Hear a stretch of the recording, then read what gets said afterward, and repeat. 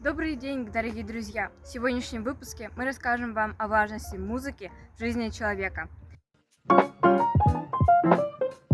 жизни нас окружает множество разнообразных звуков. Шум деревьев, пение птиц, голоса людей и, конечно же, музыка. Каждый день большинство из нас слушает разную музыку, которая так или иначе встретится где-нибудь, независимо от того, хотим мы этого или нет. В машине, в автобусе, на улице, везде, где только можно. При этом мало кто задумывался о ее важности в нашей жизни, о том, что оно имеет огромное влияние на наш внутренний мир. Человек всегда жил в мире звуков. Подражание голосам природы и шумам, и вот появляется то, что спустя десятки тысячелетий превратится в современную музыку. Собираясь на охоту, человек играл музыку для того, чтобы созвать сородичей и поднять их дух. Потом появилась шаманская музыка. Шаманы призывали усмирить погоду. Музыка развивалась в Древнем Египте, Древней Греции, а также в Древнем Риме. В средние века появилось понятие аккорд. В этот период времени появились новые инструменты, которые мы все еще используем. Музыка продолжает развиваться.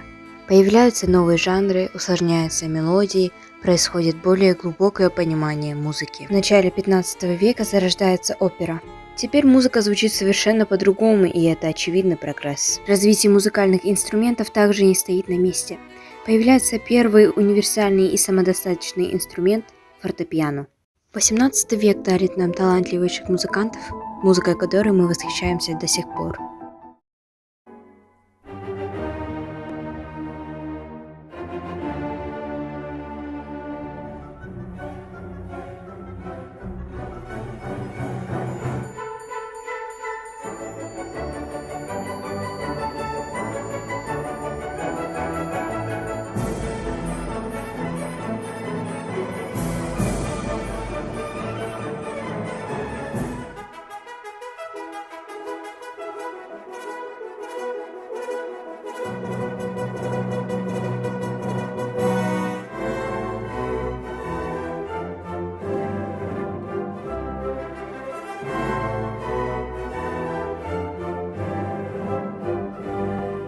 Всемирно известными становятся русские музыканты – Чайковский, Римский-Корсаков, Мусоргский, Михаил Глинка.